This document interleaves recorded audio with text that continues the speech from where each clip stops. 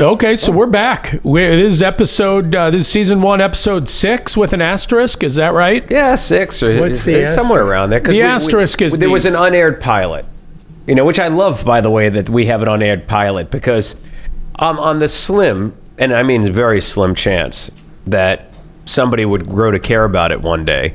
It's kind of cool to know that there's a lost episode. Remember when the Honeymooners had the lost episodes that came out? I think I Love Lucy might have had lost episodes. Was that the one where Jeffrey Epstein, before he was arrested, was the guest? On the Honeymooners? No, on our podcast. I think he's saying, hey, no, we had the next best thing. We had He named all the people who came to that island, and he talked about everything, and then he gave away all those details, but our sound quality wasn't great. Away from him. Wasn't there just some court case, I think, that cleared the way for colleges to pay athletes? Well, that's what Terry was saying, that there's a new deal agreement. They've put aside, I think, $2 billion or something. Right. And that's going to be paid. And because Ed was saying the NIL is a big deal, and it is. But huge. I thought I heard them say that this new deal was going to supersede the NIL. I'm going to ask Brody about that later, because he would definitely know about that. Well, I don't see how it would supersede it, because they can't take away. No, you can't take away, but it could expand it. Yeah. But you know what really bothers me? And I don't know how many people are aware of this, and maybe I'm just a softie, but I didn't realize that when these schools sign you and they give you a scholarship to their school, if they decide to just cut you from the team, they just revoke your scholarship. They just leave you hanging out in the cold. Like, I feel like that should be changed. If they give somebody a 4-year scholarship, that should be guaranteed. I mean, that's the gamble that they take. Not all of these players are going to turn out to make the squad. That's your scouting. But to do that to a kid who thought they were going to get a 4-year education paid for, have it pulled away. Right. I mean, is this not outrageous? Why are we not outraged? I think so. Especially, I could see maybe a Division III school who on a secondary sport that generates very little money overall for their athletic program. The athletic program in general doesn't generate much money. That's different to me than like a Big Ten school with making tens of millions of dollars a year on their sports program. In other words, schools that can absolutely afford it, it's outrageous. Schools that maybe can't afford it. But you know what? If they can't afford it, then they should not be teasing people with scholarships. I think maybe there's a compromise where if you've completed your sophomore year, I think the rest of it should automatically be locked in. Let's say Fontbonne, who was barely making it as it was and went out of business, but then they had a 4-year, gave you a fencing scholarship. But Fontbonne went out of business? Yeah, they're out of business. There's no Fontbonne anymore? Well, they're finishing out the year. Yeah. Really? Yeah. And I think Wash U is buying the campus. But Fontbonne has no business giving out a fencing scholarship to begin with. That's my point, is if you can't afford the 4-year commitment that you're making to a kid, then don't make that commitment. Yeah, but what if I guess... Don't you think they make it very clear in the papers they sign? Oh, they make it clear. It's simply they have you over a barrel. Unfair. Well, they don't have them over a barrel. I mean, it's like any negotiation. You have something they want, they have something you want. If you can't produce what they want, they have for them saying, I don't want to pay if we have to cut this kid because he's no good. I mean, I can see where they may have a lot of leverage. I think if it's for cause, I mean, if the kid is violating the school policies or the rules of the team, that's totally different. But if they're giving it their best effort, and it's simply that your scouts miscalculated, I think that's your mistake. Also, I'll say this.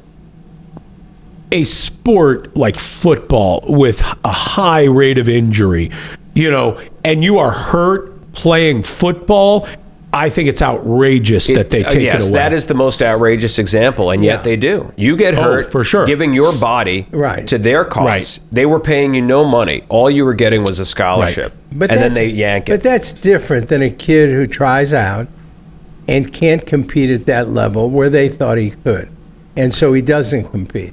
I think there's more. That's more justifiable. A lot of negotiations in life, as we know, one side has a tremendous upper hand in the negotiation because of the circumstances. Sure, leverage controls everything. Like how many music stars started out and signed like what's his name? The guy from Barry Creedence Gordy. Clearwater.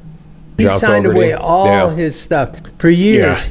Some guy bought his stuff and had got all the royalties from all the wonderful songs. Well, that's like what Because- happened with Taylor Swift. It's what forced her to put out the Taylor's I mean, versions but of stuff. remember, you don't see it from the beginning. Remember, at the beginning, you're nobody.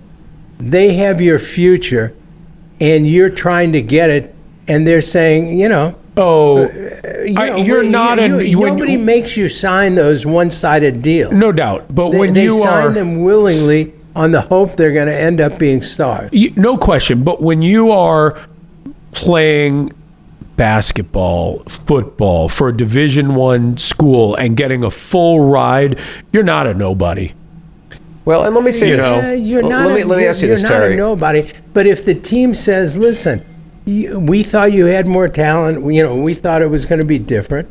Now you want us to pay you, even though you can't produce what we." Now let me had ask you agreed that. to. You've done a nice job articulating the other side of this. Yes. But if it was you in control, what would you make the Oh, rule? I would make the whole world fair. I mean, Yeah. So I think a lot of see, it's and I think that's something that people should pay attention to Oh, my when you're God. having a discussion. Jen's still 8 minutes away with food. Really? No, I've that's eaten fine. nothing today. I'm I haven't starving. eaten. I saved all my food up for this because we got great food coming today, and it's a place that I've never tried before, and And it's I've been been- on my short list. Yeah, I've been wanting to eat there for a long That's a good time. one. But to my earlier point, I think that a lot of times the difference between an argument and a discussion is when people are able to at least lend credence and articulate the different viewpoints, even if it's not the viewpoint that they agree with. I mean, Terry just expertly articulated the other side, even though he wouldn't do it. yeah, I I'm wouldn't. going to help you out again, Terry, Yes, and not go just ahead. because of what you told me before.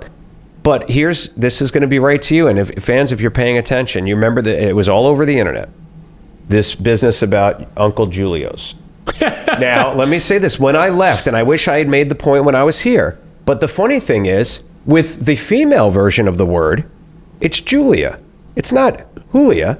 So I think that there's a legitimate question in there as to why the name Julia, we have no problem pronouncing that with the J, and we don't say Julia. But for some reason, when you saw Julio, he said Julio, and we say, well, listen, it's pronounced Julio. We know that, but does that lend any credence at all to his position? No, because I don't think. I didn't have a position. Well, you said Uncle Julio. But that's not a position. It was. But wait. I mispronounced it, and I maybe stuck with them. You know what I used to say?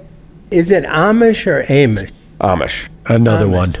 It's one of those things. You know how you get something in your head. All right, well, listen, And I was trying to help you out, Wait, but fine, you blew But it. there's no Julia in Spanish. Like you're not No, going to go to I'm Mexico and find somebody named Julia. I'm not sure that that's true. No, and if it, In Mexico, you'd say it's Julia. Julia. Yeah, but I'm that's- saying, but we had no problem when we Americanized the name to give it the hard J, but you did not extend that same courtesy to Julio, and I would like to know why. It wasn't my call. You.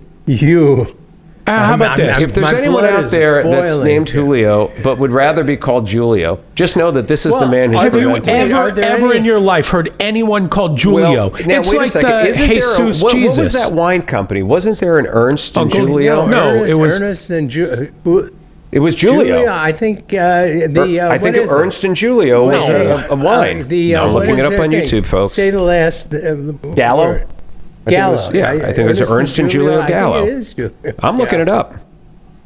What you talk amongst yourselves while I If find that's this on the YouTube. case, then My zealous advocacy never ends. I don't want you to think I just do No, it for it my doesn't. clients. I Ernest will and do it for Julio everyone. Gallo, Anybody on the I will street. say this. Now at least we have found a source so that there's at least a rationale for you saying it. There's no but rationale. that says, I made a mistake. It wasn't a big deal. well, but see, that's the right, thing. well, but that's what we hold got on. into an argument about Here, last here. time was you thought he was doing I'm it to gonna be find funny. out. No, This I is a don't- commercial for them. I think they're going to say the name. Ernest and Julia. So far, they're not saying anything. No. Wait. Put it up to the mic. On the top. Put it up. They just said Julia. Uh-huh. Right now, they're naming different types of wine. Don't worry, it's only a 4-minute commercial. Yeah, no, we're almost there. We only have an hour and a half show. Well, we are going to have to speed this up. He's one of the most... Ernst Wow. and Julio. Oh, my God. My defense... Wow. Defense You know what I think it's important to point out is what you were saying before. This is what it means to be a lawyer, is you are not necessarily advocating for the position you believe with, but you have to have the ability to set your own opinions aside, beliefs aside, because I think people will often say, especially it comes up in the context of criminal lawyers, how can you defend that person? He murdered someone. You're not defending. You are defending that person's right to a fair trial. And that's what lawyers have to do. You got to put aside your personal beliefs and be able to clearly articulate and intelligently articulate either side's position. In law school, in fact, that's one of the biggest things you did is you had to articulate both sides of the And honestly, argument. that's the only thing that law school is really there for. Because you don't learn the law. You know, Right. you might not even go to law school in the state that you're going to practice in, so it's Like not me. even consistent. But what you do learn is it forces you to look at things from a lot of different angles and be able to articulate To it. highlight what you're saying, the rules allow you to represent somebody so they can have a fair trial. But the rules also prevent you from putting on evidence that you know is not true. Exactly. Yeah. In You other cannot words, suborn if perjury. your client says, I did it, you can't ever tell anybody that he or she said that. But he then can't insist on taking the stand and say he didn't do it. Which is exactly why you You know, never so- want to right, ask your so- client whether they did it or not. And I'm one of those It's people very who limiting. went to law school in New York State where, ever tell you this? One of the questions I got wrong on the New York bar, which I did pass, was I thought it was a trick question. And it was, can you marry your first cousin? And I said, no, of course not. It was multiple choice. And found out afterwards that in New York State, you can indeed, you can't even Well, do that in folks, Missouri. That But is you know good what? news for those New Yorkers with those hot first cousins. Ed just said something very important in the law. Well, let's run which it is, back. I think, the foundation, or one of the foundations, why lawyers get a bad name. Okay. You said, when I said that if your client tells you Why you that don't he's ask. guilty, that's why you don't ask. You see, to me, that is a lie. You're suborning perjury. All I'm saying, you're aiding a person. You know, it's like lawyers frequently withhold information that would be probative as part of what listen, they do. Of course, but I see the public, I think, doesn't understand that sounds a little bit crooked, I think. In other words, when you say, and I'm not saying No, you do no, no, anything no, I wrong, know, I understand but what you're when you're saying, I may want to put you on the stand to say you didn't do it, so one of the things I'm going to do is never ask you if you did it or not, because that would prevent me from putting you on the stand. You're circumventing the rules. Sort of, but there are a lot of times- no, you're operating within the rules. You are operating, but it's a shady thing that makes a layperson say, "See, that's lawyers." You know what's funny? What? I don't think what I did was shady, but this sort of just occurred between you and I about half an hour ago. What? We were talking about something. I said, I don't want to hear another word. Right. Yeah. But all I'm saying is to the public, like for instance, lawyers. I didn't invent it, but boy, do we use it. I won't tell you I did this, but I won't be totally forthright. Yeah, but you know what I'll happens? withhold facts. But sometimes it's not that, I- whether you did it or not, sometimes isn't always that clear cut depending on the circumstances. lot But of- also, but a lot of how times often, it is sometimes it is, but also, I think there are nuances. And once you know, it opens up a can of worms because there are degrees of doing it. But also, right, remember, right. how many times, I just read something the other day about a guy who was forced to confess to a murder that he did not commit. And they found out that they were just wrong. The guy was still alive. And they found him, and the police forced him to admit that he killed this person. And so I think sometimes certain people who are of weaker minds, who are sick, whatever it is, may admit to something that they didn't even do because they think it's the right way to do it. They can't really admit to a crime, because they don't even know the definition of what they're admitting to. They could admit to an act. But that's not what we're talking about. Right, but I'm saying they could admit to an act. You're a criminal lawyer. No, we got your point. We've kind of advanced on it. But I'd like to just finish. Do we all agree that me telling a client, I want you to testify and say this, well, first of all, the lawyers never want their defendant clients to testify. Well, at all. they want them to say they're putting them on the stand because they know they're going to say I didn't do it. They're not going to put him on the stand thinking he did do it. So all I'm saying, I believe that never asking him, in fact, if he did it or not, because you're purposely not wanting to hear it, so you can't put him on the stand to say something. I think that is dishonest, and we all have done it. You know what's funny? I don't think it's dishonest. You know what? I would like our audience. I think it's the job that they were hired to do. It is, but it's basically dishonest, and lawyers probably shouldn't do it. In other words, the rule envisions that you will talk to the client, and if the client says, I did it, you will then say, oh, okay, but so we can't put you on. I'm not sure that's what the rule envisions, but I think this is a nice segue. So I've been wanting to do this for a very long time, and I've talked to both of you about this. When you said weigh in on this, have the audience weigh in, I'm going to introduce something that I've been wanting to do for a long time. I've seen others do this. So I would like to give you a phone number. 612-444-4444. Oh, wow. And call this number. Just make sure you do 612. Area code 612. You're going to get a competitor voice. And there's a long reason for that phone number. But it makes no difference. To be confused with anything else. 612-612-612. All fours. Don't call 314 or 618 or 212. It's 612. And we're going to put it up on the screen. All fours. And what I'd like you to do is call and leave us a voicemail weighing in on this or anything else. You don't like Tara's hat? You think Ed looks great? You think I look stupid? You think you love me? You hate me? You want to roast me? There's something you want us to talk about? Whatever it is, you've got a topic of conversation. You got a restaurant you want us to sample?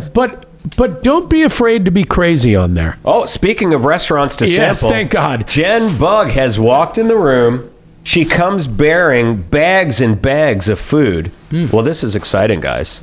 How do you pronounce the name of the place we're having? Vivola?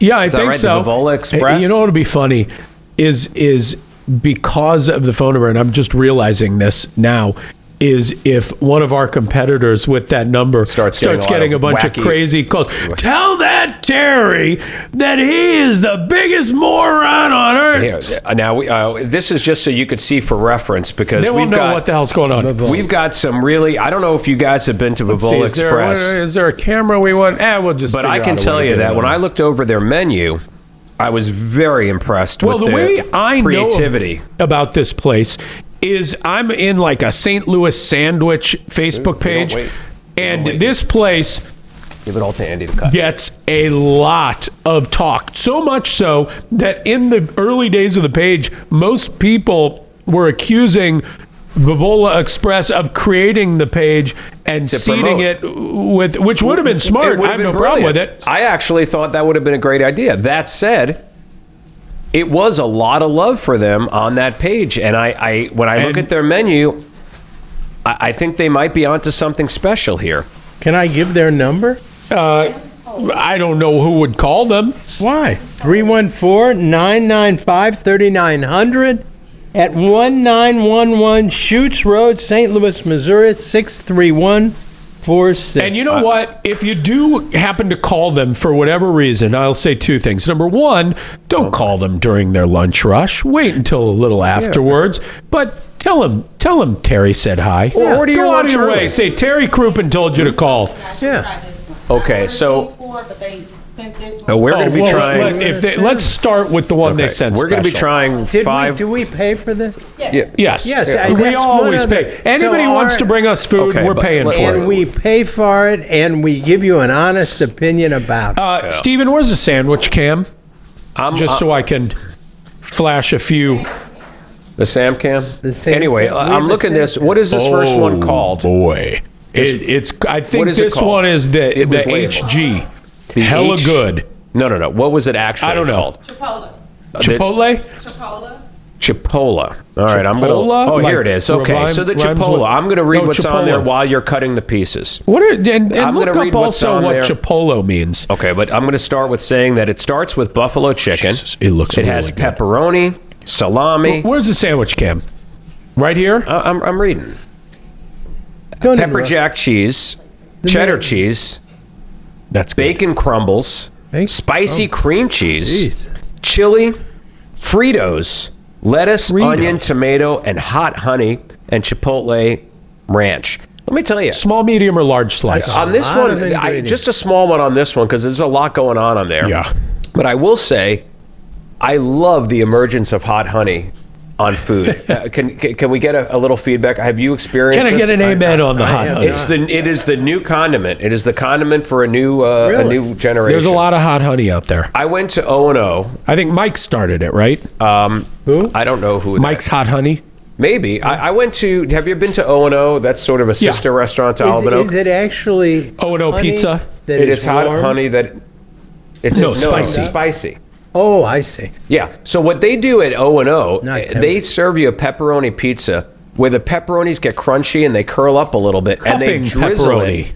That's cupping pepperoni. And they drizzle it with. Thank you, Tara. And they drizzle it with that hot honey. And let me tell you, honey. it is one of the best treats in St. You know Louis. what's also a big new is a flavor lot of that's food. emerged is pickle flavor.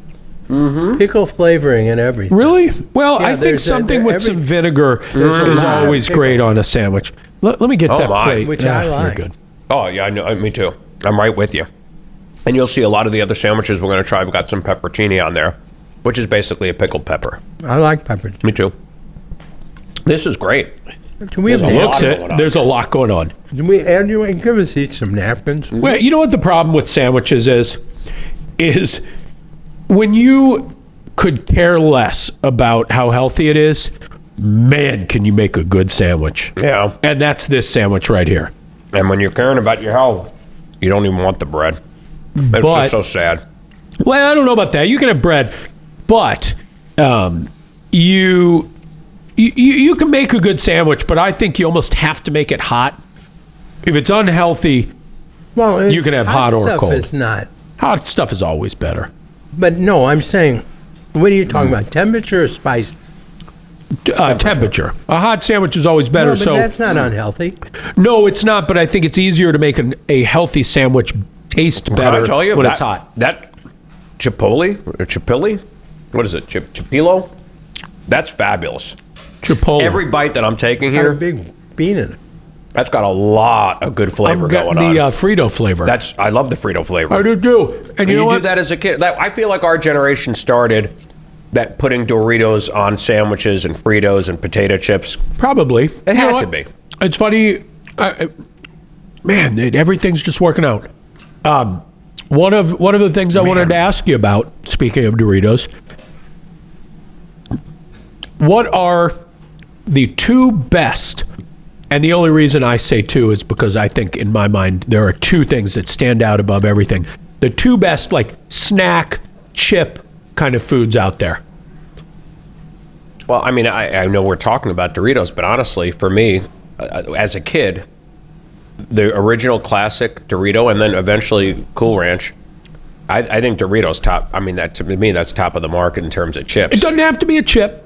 What else? There are other snack foods. Oh, you know what it could be I- any snack. No, you know yeah, what- now it's could too be broad. Gardettos. You know what I whatever. really discovered? I like those rye chips that come When they have inside. the only rye chips. Yeah. But I like them when they've blended with everything else in the Gardettos, and then you just pull out the rye chips. You know, You find that to be different than the bags of just the right? because it has to marinate and all of the other tell you stuff. something I've rediscovered lately. Yeah.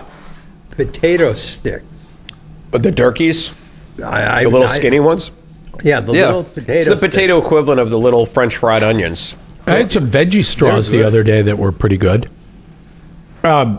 What's the next one? Because otherwise I'm going to keep biting this one. I'm going to fill up too fast. What are your two favorite snack foods? Chips, whatever it is. What's your go-to? You go to the cabinet. What are you hoping you find? My mother. Oh, God.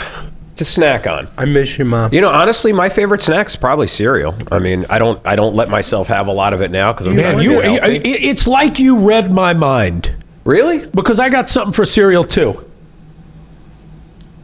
But I'll just say real quick, they call this Crouppen crack. Nacho cheese Doritos and cashews. Those are can't keep them in the house. Cashews, the best nut, even though they say it's a legume, it's still a nut. Can't keep them in the house. They're gone. And Doritos, yeah, those are. I can't argue with either one of those picks. I'm surprised nobody asked me why I thought I might find my mother in the cabin. Is that where you keep her? Well, that's where she would frequently, in the cabinet. Yeah, she'd. In the pantry? Yes, be there. You know, it's probably the only place she can get a moment of quiet from you. Probably true. Yeah, I mean, you got to give her that. So cereal. Also probably where she did her closet drinking. Cereal. She was never a big drinker, was she? No. No, but you know what? I'm fascinated by the history of alcohol and drinking. And I come across in antique stores once in a while these nipper vases. Have you ever seen these? They're these little, beautiful little like household knickknacks. And behind them, they have a hidden cork. And I asked about it, and the guy said those are nipper vases. They said when women would like to drink, but they would keep it quiet, they would fill it with vodka, whatever their preferred drink was. And as they worked around the house, they take the cork off, they take a little nip.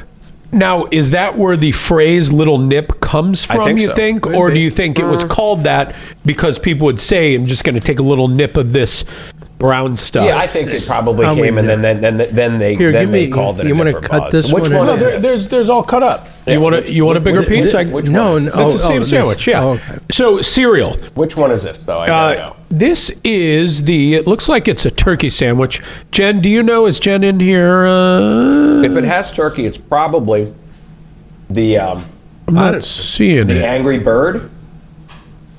Yeah. Yeah, the Angry Bird has got honey turkey, smoked turkey, pepper jack, dynamite sauce, creamy Italian dressing. That's lettuce, a lot of tomato, turkey. and pickles. Let me tell you, they are not skimping on the meat. No.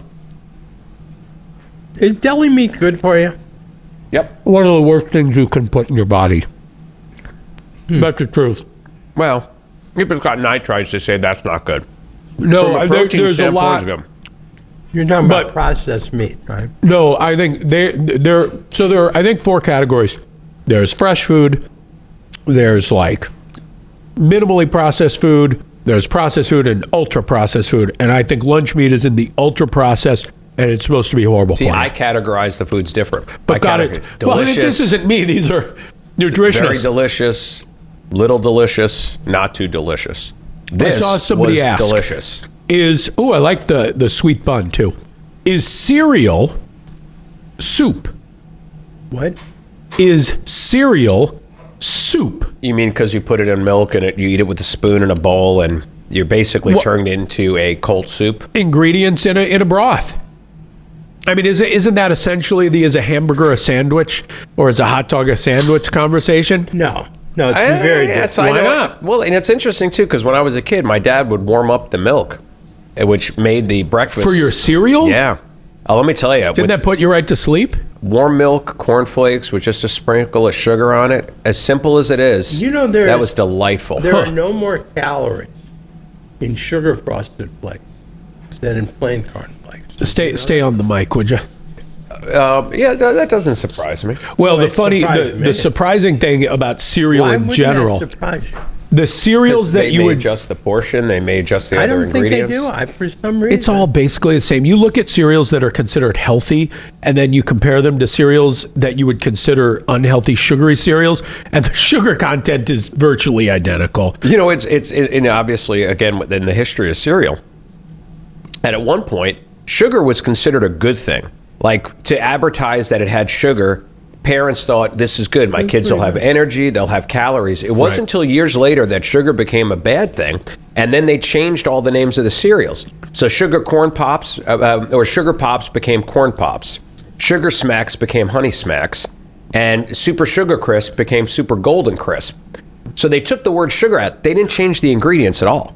It was just we perception. ever that stupid that we thought cigarettes were healthy, or we thought heroin was good for you, or You know what? We go through phases. I mean, listen, we're Smart only and as dumb smart ones, as yeah. where we are in evolution. right.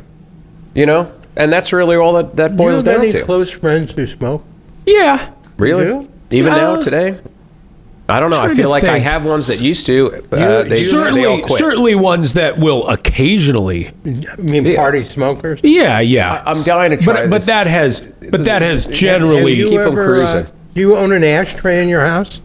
I'm sure I own an ashtray, but I have one more. in my office, but it's just a but prop. as a souvenir. Which one is this? It has it labeled It's on not the like front. out. No one ever. It was labeled on the front. Is that the Brubin? no one would ever smoke in my house. It said it on the bottom. You just got to flip it. Yeah, When what I is was that? This is the Italian. When I was a young man, Is that the everybody- Italian Deluxe? Oh, what's crazy? Or Joe's Spicy Italian? It just says Italian. What's really insane to me is in my lifetime, when I was not that young, people smoked on airplanes. I have ridden on airplanes as not an adult, but With a ashtrays? young adult. No, with people actually smoking. Yeah. When I was younger, you could smoke. When I went to Europe for the first time, people were smoking on the plane. To me, that is so crazy that it was that recently. That is crazy. I mean, we Just lived from a safety standpoint. And I love how they had a smoking section. Like you're 2 rows up and you're not going to smell it. I don't know. I think that last sandwich was the Angry Bird, but honestly, I don't know because Jen didn't order the ones that I suggested. Oh, boy. Here we go. Well, yeah, listen, Wait. I understand now. I know where you're. So what'd you decide? I know Cereal? where you lean. I know where you lean now. I know where you lean. Cereal is a soup or no? got 2 of yours. I'll tell you this. Calling the Angry Bird. When I told them that this was coming on 3 Boys Eating Sandwiches, they were like, we gotta send them this Italian. Were they like, we've been expecting you? They were like, we've been wanting. We bought these sandwiches at Vivola's Yes. on They Chutes recommended Road. Italian, and they recommended the. It's good. They're good sandwiches. And who recommended Brett's Original? What is this? Probably Brett. That was what they. This is the Italian. Ed, give me your plate. They wanted us to see it. Here. All right. Here them. So then- I did get 2 of what's yours, this? Ed. Okay, Jen has been vindicated. No, Jen does an amazingly good job. I'm busting chops. At everything she does. Yeah. I don't know what they sprinkled on the bread. Is Now, that like this- a little Parmesan, probably? Wait, this is the Italian. This has got to be the Italian Deluxe. That includes. It's melted with creamy Italian dressing, honey, banana peppers, topped with homemade marinara. No, this is not that, is it? This could be the other Italian one. Joe's This seems Spicy li- Italian. That's what this Yeah. is. Joe's Spicy Italian. Salami, pepperoni. What do I now don't have my reading glasses on me. Suppressato? Does that sound like something? Ham, pepper jack Suppressata. cheese, creamy Italian, spicy dynamite sauce, spicy cream cheese, hot. I forget how to pronounce. I was expecting some generic. gabagool. Yeah, and then lettuce and onion. Let me give this a shot. Italian Deluxe. It's good. Yeah, the Italian. It's really good. That's a John Cantillon sandwich. Oh, my he God. loves an Italian sandwich. I tell you, Yeah, the Deluxe is great. thank God we do the show because I can give a little shout out to Dan. I wouldn't get to have it otherwise. I don't know. I just wanted to say, our very dear friend Tammy Holland is in the hospital, and she's could really use your prayers and good thoughts. She's a wonderful woman. We all love her. That's the truth. St. Louis loves her. Yeah. Just letting you know. Yeah, no, I saw that video she posted. She's a fighter. It's pretty inspirational. I don't know that I would have been able to hang in there as well as she has, but you never With the know, I guess. attitude that Yeah, she's had. you know, she's got good faith. I think that makes a big difference.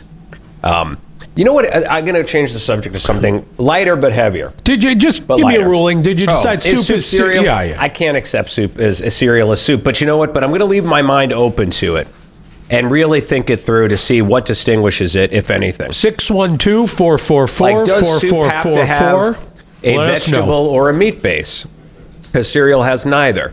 I don't know. I gotta do some research. I can't just go on the top of my head on that one. It's too big. Too much is at stake. That's true. It's a lot at stake. I think it's where it comes in the meal. And the reorganizing of the aisles of the supermarket. There's a cereal aisle. There's a soup aisle. I mean, maybe they should be on opposite sides of the same aisle. I don't know. Here's the one thing I can tell you. They care about the product that they put out. Clearly. Like, this is a sandwich, and I'm not joking at all. When people say, oh, the missing ingredient is love, but this is genuinely made by someone who loves sandwiches, who wants to make sure that there is love put into that. This is a sandwich that is truly made with care. That is a really, really great sandwich. It is. Here's how I define this making things with love. If the primary driver of opening your restaurant is your passion for the food, you're going to have great food. If you're opening it as a business thinking, this is how I'm going to make my money, you're not going to have good food, which is why a lot of restaurants do fail. But if you start with the love, the passionate side, and you've got a great product, an actual great product, that's where all the best places come. See, I actually disagree with you a little bit. That's Go where ahead. the best product comes from. But I've said this a lot. I think a lot of people go into it forgetting it's the restaurant business. So while you absolutely have to have a great product, you have to not forget that it is a business. Sure. And I think there are a lot of people who go into it just thinking that there aren't good business people, but they think this is how I'm going to make a living. They're also not very good chefs. And so they kind of are neither the restaurant or the business. Can I pose Hit me. a query? Sure. So does this mean that if a young Adolf Hitler Oh, boy. Oh, that's a perfect transition, by the way, to what I was going to talk about. decided It is. to Wow. open a Jewish-style restaurant Yes. in Berlin, Okay. that under no circumstances, no matter how hard he tried, could he make a good restaurant because he had no love Wait. for the people that would be eating his No, food. because Well, he's why would not he be set serving. out So in other words, is love a necessary prerequisite to making good Wait, food? you don't Passion is know for that the Ada- food, not for the customer. So Yeah. you think He may a love young- matzo ball soup. A young This Adolf is, you have no Hitler- idea what a good transition this is. Oh, But a young Adolf, listen, speaking of which. So wait, do we yes, think he could? I think You he could. I think he do. could not. Because he, like, so. Well, if he loves the food. Right. You You're can love the passionate for food, hate the people. You don't worry about Yeah. who's eating it. You worry about the food. But okay. Have to so deal here's, with people. here's what I'm going to share with you. So I was on the internet the other day, cruising around, and one of those lists comes up. Failed sitcoms or things that got pulled for a variety of reasons. Let's keep it Going moving. through the checklist. I get to the top of the checklist, and in 1990, in Britain, in England, they had a sitcom called Heil Honey, I'm Home. And the premise was that Hitler, it was a sitcom, Hitler was living with Eva Braun. It was sometime between 1937 and 1940, so right in the thick of things. And his next door neighbors were a Jewish family. And they seem to get along great. I looked it up on YouTube. You can watch the pilot. There's only one episode that's ever been done. Wonder how that failed. And you know what? But here's the It thing. sounds like a wonderful. You know, here's the problem. You couldn't do it, but it sounds. But I feel like you could do it. They did do it. It's just it didn't get to breathe. And I think it's because Because they suffocated it. no, you know what? I don't know. I don't think he's automatically off limit. I think the key is, and this is sort of He's automatically. he's not. Well, then explain the producers to me, Terry. Explain to me how that wins 1968 best. Explain Hogan Heroes to me, Terry. Hold on. I agree with him with one caveat. I think that we as Jews are allowed to make those jokes. Yes. And I'll explain the producers. Mel Brooks was Jewish. Yes, and we do He did that. the producers, right? But here's the thing. To me, and this Ricky Gervais talks about this really well. Go The ahead. key is not saying, oh, just because Hitler's name is in there, you automatically it's offensive. No. You have to look at a joke and say, who is the target of the joke? You can't just because his name comes out doesn't automatically mean that it's offensive to anybody, let alone Jews. But if he's the target, and that's what allowed the producers to be made as a movie, and then eventually as the most Tony-winning musical in history. It's even Hamilton didn't win as many Tonys as the producers Don't did. get me started on Hamilton. But I believe that the key is who is the target. If the whole point is to make fun of Hitler, that's a good thing. That's how you take people down. If you're going to put something out there romanticizing him, that would be offensive. If you're rewriting history that way, that might be offensive. But if he's the target of it, I guess what I'm saying is, I would have liked to have seen more episodes. This sandwich is coming in wet, by the way. Okay, and let me tell you, Brett, if you are watching... Okay, this is the Brett's Original. Here's what we have. Oh, this is the Brett's Original. It was a good time to call him out. Hot roast beef, onion cheddar cheese, This sounds good. mustard, Thousand Island, hot honey glaze, and a pecorino romano finish. And there is an au jus in That here actually sounds that I'm phenomenal. going to pass down. It's really, this is their version of a French dip. This is, well, So you may want to just dip before you bite. you want to get those cuts all the way through. I tried. I'm sorry. You know what I need? I need a few things. Jen, we've got to get that toaster oven back in business. I need a cutting board. And you know what else I want? Has anyone else been served up the ads for Kulina knives? No, but I suspect that given how often you're talking about knives, that's why you're getting those ads. Yeah, they have fun, but they're like really kind of weird shaped knives. They look great. So I'm going to get some Kulina knives and a cutting board and a little magnetic strip so I can just have them handy. That would be nice. This is a great sandwich. What did you guys think? I'll tell you in a sec. I like roast beef. Yeah. Yeah, roast beef, as long as it's not stringy, if you get like good meat, that's good beef. See, I can just see the camera panning over to the next person, and it's a young Adolf Hitler. You're going to like this. Speaking of Hitler. I like. If he had shaved his mustache, would he have been recognizable? Like if he wanted to escape, instead of killing himself, if he had just shaved and left, could he have gotten away? I just... No, I don't think No. so. I I just Trivia saw... question. How long do you think him and Ava Braun were married? just a few minutes, aren't they? Oh, that's right. Wasn't it like on his deathbed? It was the day before. April 29th, they got married. April 30th, they killed themselves. How long do you think Jimi Hendrix was famous for? 3 years. He was famous for like, from the time he, became famous and died, it was like a year and a half. Really? Isn't that weird? Like somebody so big. And like the Beatles too. The Beatles, it was like 6 years. 6-7 years they put out all their music and that was it. It's interesting when you have people like that. What movie is this from? I saw this clip on the internet where it was, and we probably should not go too deep down the Hitler rabbit hole. But it was, again, we're Jewish, so we can do this. Where there was some joke. Hey, Dad, have I ever told you my Nazi knock-knock joke? I love this joke. Yeah. Wait, I know it. And you say, go ahead. No, you say knock, I say knock. knock. No. You say who? No. I say knock knock. Who's there? Vivola! Ask the questions. Yeah. Horrible. That's great. It's, you know that's what a very I funny didn't joke. like though? So I think the bad. Now we'll go bad Hitler jokes. I really found it offensive. The Hitler. So there was like a Hitler clip that would go around and people would put I funny thought that things was behind hysterical. it. You're allowed to. You're allowed to find it hysterical. Okay. But I think it was one of those things that non-Jews passing that around thinking, oh, ha, Hitler's so funny. I thought that was really, I don't think we should have put up with that. Really? What about the JCPenney teapot that from the side looked exactly like Adolf Hitler? I don't think we should have put up with I that. don't remember that. Really? But, I will find that for you because it is quite remarkable. I've seen that. I don't know how the hell you American get a Jews teapot are too. wusses is Well, the you know problem. what? I think it's just a lot of time has passed and we're so used to it that it's just like Not whatever. that much time has passed. If we could deal with all the people that hate us today, we'd be lucky. But Let alone the people that hated us 80 years ago. But when you talk about trauma and how many generations, this is science studied, how many generations it takes sort of traumatic events to leave a family. It's something like 5 or 6 generations. And when you look at there are people my age who had parents who probably were Holocaust survivors. They're very old now or almost dead.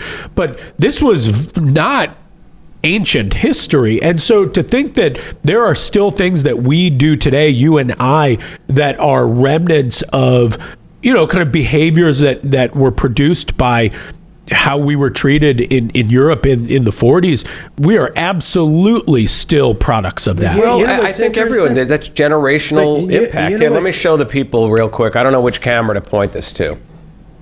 Can you see that, Stephen? Where is it? Isn't that crazy? Yeah.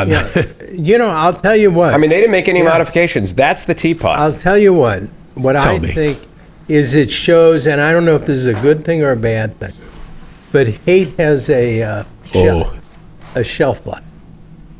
Another Not for word- Jews. No, but for the world generally. Think about who does everybody. I mean, if Hitler I just texted Yeah. it to and you. the You want me to email Nazis it? have gained a certain amount of forgiveness, so that young people can be in political parties that mimic much of what the Nazis, at least in the beginning, started, and be giving Nazi salutes, which you see a lot. You see high school kids doing it. All I'm saying is, hate think has hate fades. I don't know that it ever went away. Well, Wait, no, I don't think it fades. Like, I mean, it's I think not- there are a lot of but can you- groups. But can you imagine Yeah. that there are people today that glorify Hitler Of and- course. and appear in Listen, public? it doesn't surprise Were there ever nothing people surprises who me didn't anymore. glorify Hitler? Yeah, I mean, I think yeah, there are a lot of think when groups who are people victims of that kind of I stuff. think when people came back from World War II, there was no glorification. Speaking of that- Wait, sure that you said that when you were a child, there was always there was a kid always in your class one who was. crazy kid. There Yeah. There was. you go. And it was actually, I've seen movies where talk about school and that's one of there's always one kid who loved the Nazis. But I'm saying today, with everything that's going on, Can I share with you one of the most amazing things? Now, you weren't alive for it because you were born November of that year, but in 1945, as the war was coming to an end, and it would eventually end, I guess, in Wait, hold July. on. Spicy meatball. Spicy meatball. This is now. I would this say was one of best my for two last. picks. that's a Now, spicy meat. but this is interesting. Hitler died on April 30th of 1945. Didn't know that. In the 19 days that preceded his death, Benito Mussolini died and Franklin Delano Roosevelt died. Wow. Three huge a lot going on. world leaders, key figures in World War II, and they all died within 20 days of each other. Can you imagine what it must have been like to just be picking up the newspaper where everyone was getting their news and seeing this happening? You must have thought the world was coming to an end. Do you think there is a soul on earth who went to all three funerals? Well, that's what you send a vice president to. No, I don't think. Was there a funeral for Hitler? I guess there had to be, but No. who's going to show up? There I mean, was you're no- kind of really putting a. No, there was no. You don't think No there was a funeral. funeral? No. He says no. Why not? You Well- don't think there was any? There Well, was I mean, the one person that was going to show up, she killed herself too. his family. Well, He's got no family. his only Whatever family did you was ever Eva. hear? I thought he had a child. No. No. No? Bob Hitler. A cousin? Frank. Call him Robbie. There was a place, Sweet you'll boy, appreciate sweet this. I don't remember a lot at all, but from my childhood. It was a tennis player. But really ever. But there was a place that we used to go when I was a child, I remember, that had a good French dip. Would it have been Santoro? Yeah, what there was was the place? Santoro's near our house But in University City. Yeah, it's now like a copy center. Did they have a good French Yeah, dip? I think they did. Is that where we'd go? Do you remember searching in San Francisco for the home of the French dip? I'm searching. I We don't did know. that. We went, and it wasn't we that went to good. a place that was supposed to be the Yeah, home. and it wasn't that good. Yeah, because Can I ask you a question? Just I don't want to throw off your delightful retelling of your San Francisco quest for whatever Yeah. that was. Since we had talked on Hitler, and I don't know if we're allowed to. I think we're allowed to talk about Jesus because he too was Jewish.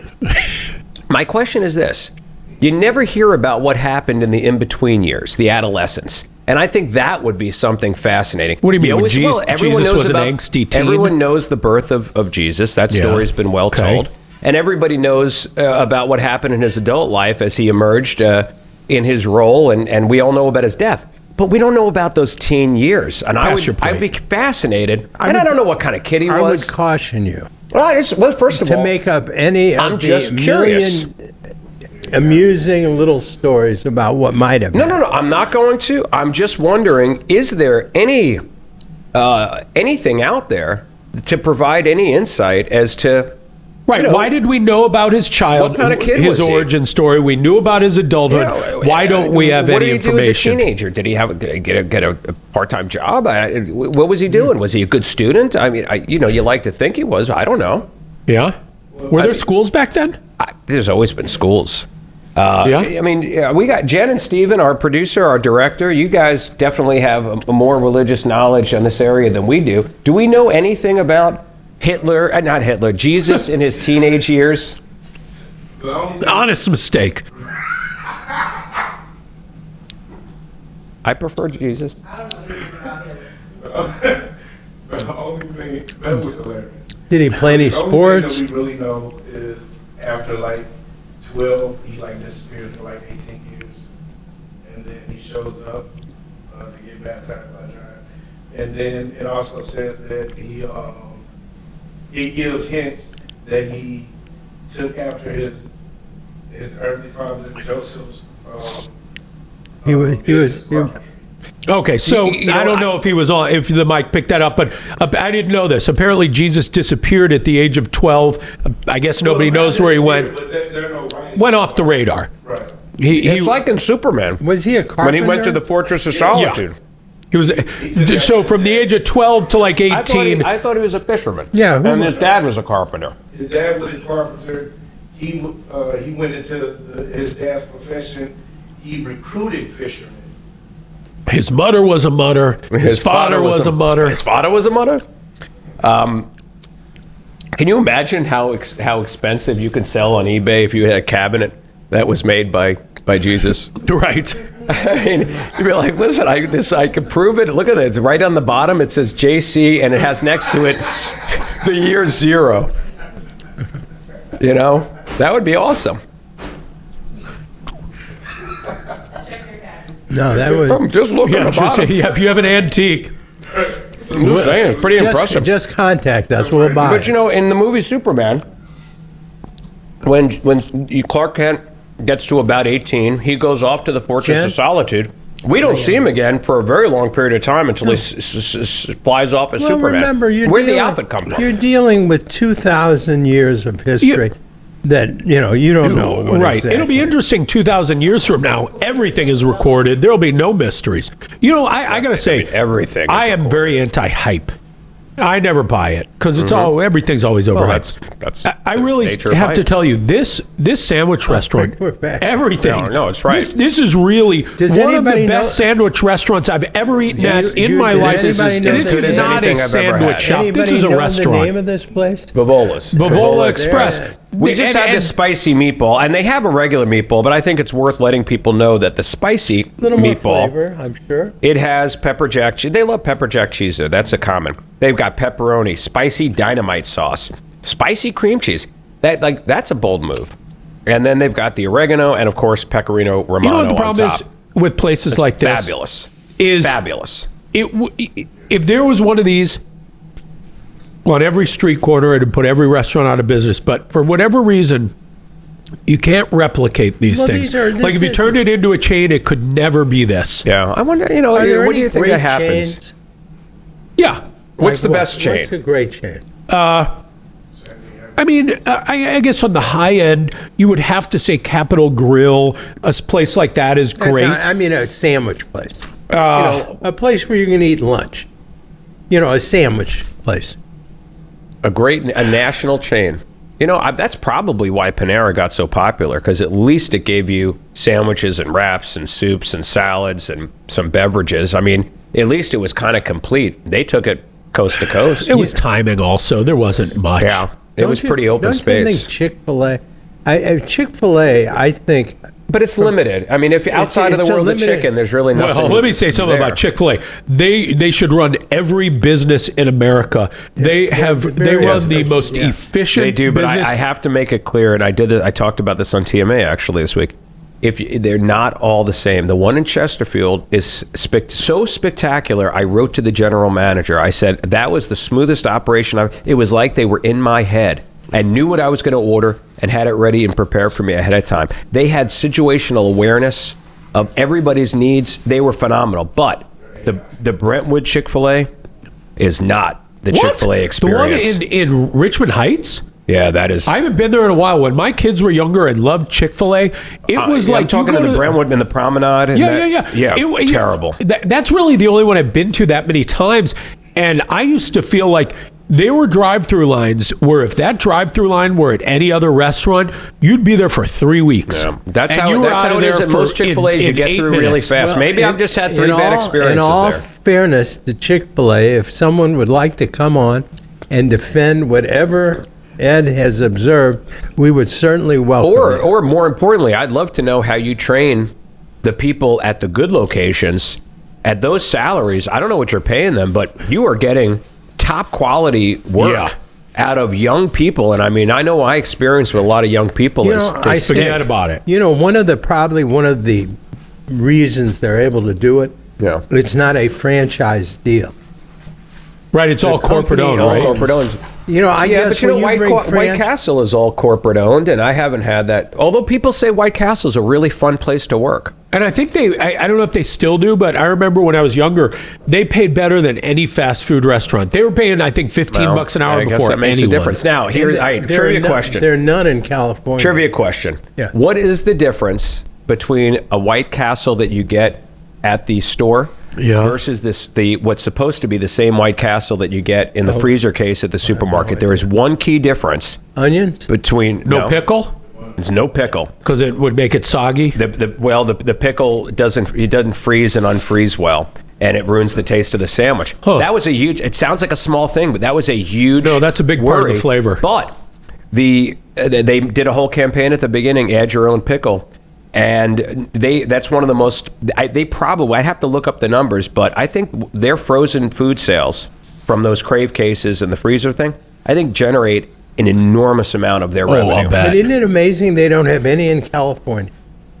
Well, You I would don't think they that have would it be all. the perfect place. Yeah, but see, it's not a franchise. I And think guess they have so corporate- many California has a real burger culture. They do. And I bet it's hard to break into But that. White Castle, I mean, I know. everybody They had invented burger the slider. cultures. They invented the hamburger patty. That was White Castle. The hamburger patty did not exist before White Castle. Hamburgers, What? yeah, hamburgers prior to White Castle were really just meatballs. So when they talk, was the hamburger, was that one of the things invented at the World's Fair? No. It was invented at In White Hamburg, Castle. Germany? In Hamburg, Germany, but they were meatballs. What happened was the guy who owned the first White Castle in Wichita, Kansas. Let me guess. The food that built America? It was, Yeah. and I believe that this is true. They catered to a lot of people on very short lunch breaks, and very blue collar workers. They go in there, they want their food fast, and he's at the griddle with all these little meatball looking things. And a guy says, how much longer? How much longer? And almost sarcastically, the guy, you want it faster? And he mashed it down, and very quickly realized, if I mash it, this is going to cook way faster. Yeah. And the hamburger patty was born. Huh. I always thought it was that guy, Fat Ass Lou, who sat on the grill. Is that right? No, there's- that story's now been debunked. I'll tell you two stories about, because they came. It kind of reminds me of this. My friend Ian, who you know, I know. his Lovely mother claims to have served the first order of cheese fries. She didn't invent them. Just some guy, when she was a server, said, "Give me an order of fries. Can you melt some cheese on those?" Really? I guess. And the cheese fry was born. And then What year would that have been? Oh, roughly. God, What decade? Maybe decade I would would be think it was easier. probably in the 60s. Would be my guess. Honestly, that would track in terms of the development and popularity of Yeah, I foods. mean, it could have been one of those things that was invented independently in a lot of like places. Frags. No, because I think this place in Chicago is one of those places that claims to have invented the cheese fry. I think. Marcia Cohen's father, Manny Rosenthal, Yeah. he claimed he invented the taco salad. Really? That's very possible, actually. Well, I Again, it probably is one of those things that I claim that I invented the nachos, but I called them Funchos. Wait, people were eating nachos before your birth. I'm not sure that that's true. Of course Well, let me they say were. this. I didn't invent like the way you see nachos now. But Remember, all he said is he claims. yeah, and this was This I could take be you a back claim to that might get debunked. it was 1984. We were hosting my sister's Sweet 16. Nachos are so much older than No, 1984. but not fun shows. Not fun. Joe. What I did with these was I took individual nacho chips. What are you, a monster? You don't make them like that? I took the cheese on each one, and I baked it to the cheese melted down, and I'd serve those on platters. I called them Funchos. I had never seen them before. I think you just made homemade nachos. Wait, hold on. But I'd never seen them before. Let me just That's tell my you something. point is. Let me it just was see an something here. independent- Hold It was an Invention, independent, yes. right? It was an independent discovery. Who are you calling? Manny Rosenthal? He's dead. Oh no! I have a special line. Oh God! He's calling the Butterball hotline. Hey, you're on the podcast here, and the topic of nachos came up. If I talk about nachos and me, what comes to mind? That you're the Nacho King. That's right. Thank you. That's what they call me. Love you. Love you. Bye. Bye.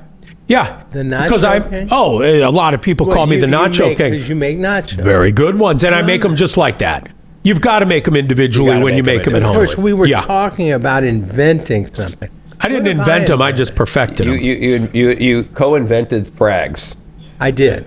Frags are the French fries left in the bottom of the and make sack sure you pronounce that carry R out. very hard prominently, R. please. I will say that the Five Guys, and I'm a French huge fries fan of Five in the Guys bag. burgers and fries, and I love the fact they know how much people like the fries in the bag. They do it on purpose. Oh, they just give you your throw 'em. fries, and then at the end they take an extra scoop and they throw it in your bag. Who does it? Five Guys burgers and fries. That's And their you're signature sure they- move. really? I watch them do it all the It's time. amazing. At least once a week. This is something that comes up for me a lot.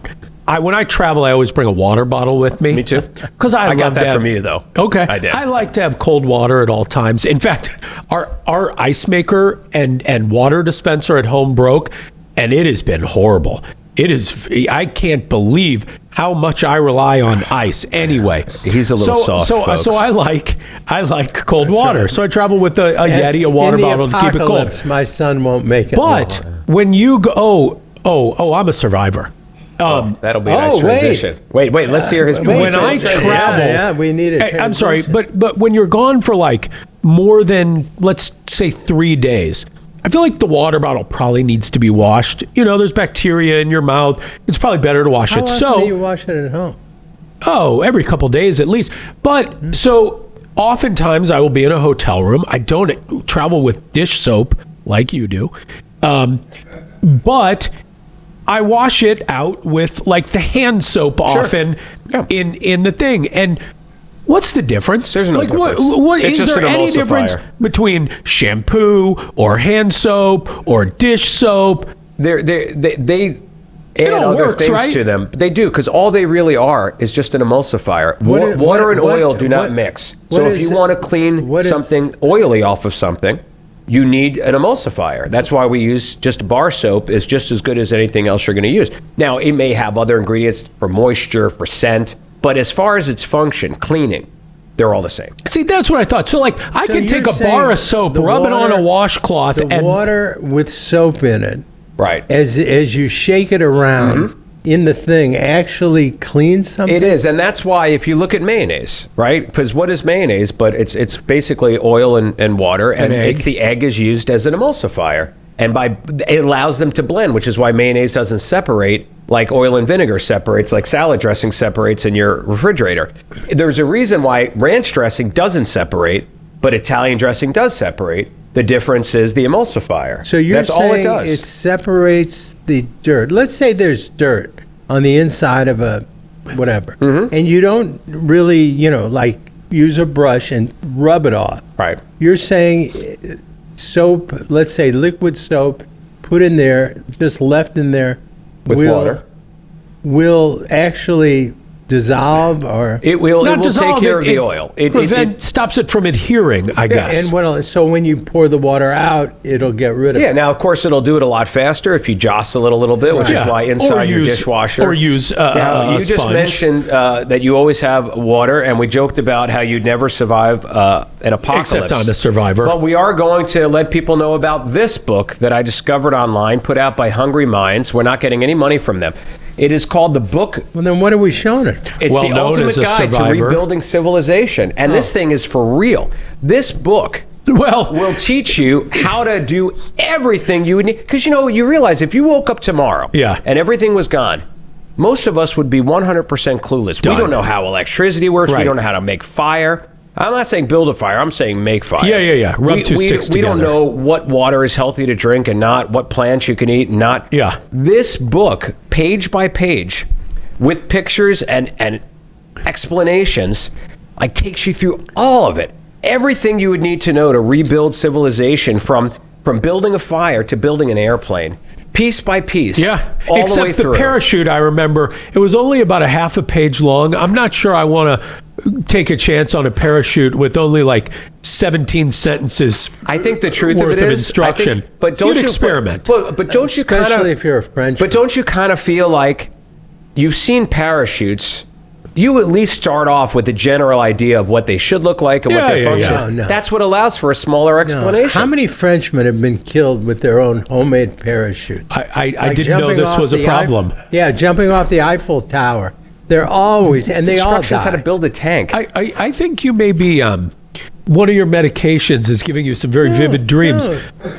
There's Refrigeration, a number of people that jumped condoms. off the Yeah, Eiffel Tower. and died? Of course they died. Why would they die? Because they They're don't. not using homemade. Wait, hold on. I just Yeah, want to understand. no. You're telling me that it is a thing for people in France to make their own parachute and then jump off the Eiffel Tower? People are bored Well, in let France. me say this.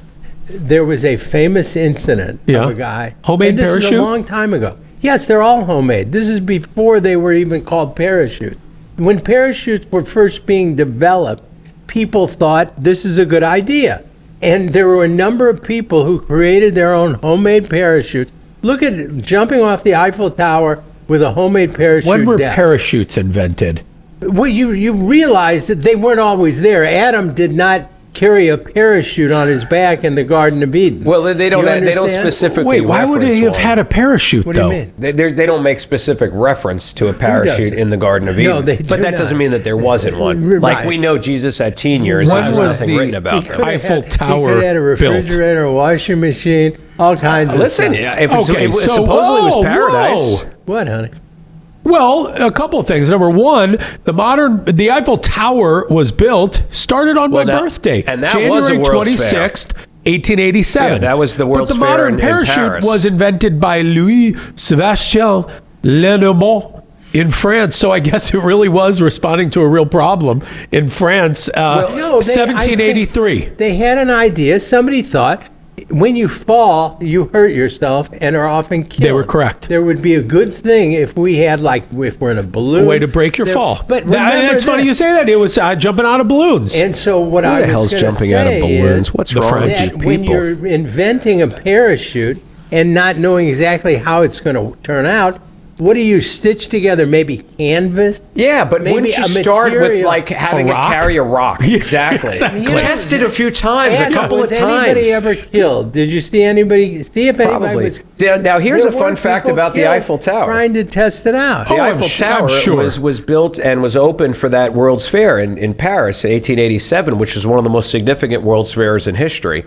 But it was so early that that Eiffel himself has offices halfway up. There's an actual office there. And he was sitting in there working, and people that were going up and down for the very first time Huh. could meet the guy that Hey, designed the his tower. name was Ronnie Eiffel, I believe. Yeah. This is I've his son. had dinner in the Eiffel Tower. Oh, at the Jules Verne. Oh my God, the most pretentious. I've only been to the place. one in If Las Vegas. If you go to the Jules Verne in the Eiffel Tower, they will make you feel like shit. But don't you think that's part of it? Like, They look at you like you're a piece of dirt. Yeah. well, I can only imagine how you were dressed. I was dressed beautifully. Were That- you, though? No. Were you? No, you I weren't. was. I was No, with you your weren't. mother. Beautiful compared to the rest of the world or we compared to your No, norm? I was dressed fine. It wasn't my dress. It's just they want to make you feel as small as they But can. don't you think that's part of the experience? Like, it's a touristy place, like over stereotypically French Well, waiters. here's what I did. I said, I'll try the Coca Vin. Yeah. And the guy was, what? Marcel, he wants the American wants the cocoa vin. And they just embarrassed me to death. Why is it embarrassing? It's what you wanted, and they acknowledged it. No, he screamed it to the rest of the whole restaurant. The American wants the cocoa vin. Was it on the menu? Yes. I don't understand. They were assholes. That's what I'm And talking then they had a about. run on Coco Vin, There you go. which is a great No, they dish. made you feel small Of and course little they- and of unimportant. course they they hated did. Americans. Then. Should we recap? Heil, honey, I'm home. Check it out on YouTube. Yeah. Vivola's Express, outstanding sandwiches. We're I know all you're big going to miss fans. the most They important were one. good. Jesus, we don't know what he was doing in his teen years. Jesus. We'd like to get your feedback and engagement on 612 all fours. Yeah. That's the most important. Please I call. knew that. That's And- why I and knew I wasn't going really- to forget it. Oh, No I want to know. holds- I want to know about lawyers. I'd like your opinion. When a lawyer does what we've talked about, when he purposely does not ask a question of his client, so he can then have the client lie about it. But is see, that that's a good but thing? see, but it's not because you're doing that. You're inserting a conclusion into a problem. No, the conclusion No, because is if I were a simple. I'm Why not a would criminal you- defense why lawyer. Why would you never ask your client if he Because did I it? don't want to limit my So options. let's do this. Exactly. Do you think it's wrong for a criminal attorney Yes. not to ask their client if they did it? Does that That concisely summarize it? does it. Okay. I don't think now, they should please. ask them. Wait. Frankly, I don't think there's anything wrong with that. No, we're asking But if the public if thinks there's anything wrong with but that. if you do it purposely so you can get him on the stand to deny a crime that he might have committed, But that's and you totally, just don't that's not wanna why know. they do it. I I, mean, can't even that's follow this. No, they do it with every client, whether they know they're Wait, but- guilty or innocent. But they do. They it just with- say, "Don't tell me." They do it with every client for a reason. The reason 'Cause it is limits either their A- options. That's right. Yeah, right. Because But- if your goal is, if your not goal, your duty is to zealously advocate for your client Yes. to the best of your ability, Yes. and you know something may limit that representation, I think you Committed argue malpractice. that. I don't know if it's No, malpractice, It is but where I come I from. think No, you have you're maybe being- an ethical you're being- obligation not to ask. You have an ethical obligation to Well, how about this? Call 6-1. Hold on. Call 6-1. Let us know what you Call think. What you 612. don't want is what Terry's saying is he thinks that the lawyer should be the judge and the jury and No. every part of the system. No. And I don't think they should. The I lawyer don't should either. do what the lawyer So, does. call The judge 6 should do what the you judge All right, should guys, does. zip The it so I jury can should get do the what phone jury number out should. there. Please. Circumvent the rule. 612-444-4444. And I mean it. No holds barred. Say what you want to say, but we may use it on this podcast. So I want to make it very clear. If you call, remember, I'm right. whatever you say, we may air. So be prepared for that. But go all out, please. The more controversial, the angrier, the sweeter. The sweeter. I like sweet. I don't- The I'm more not angry. enthusiastic, The more sandwiches. I'd like a little Oh, sweet you know, and I almost crazy. was killed earlier today, but we're going to save that for next week. Oh, a cliffhanger. Well, I think that's a perfect time to end. Okay, let's do it. It's a wrap. Thank you. Julio and Julia. We covered it. I did. Oh, we hit that. I hit that hard. No, I'm talking about the recap. Oh, that's right. Ernst Oh, yeah. and Julio. It was now proven Yeah. that somebody has used Julio. That's right. A lot of people. All right. Yeah. That's a wrap. Bye. Okay, bye. Thanks, Brett.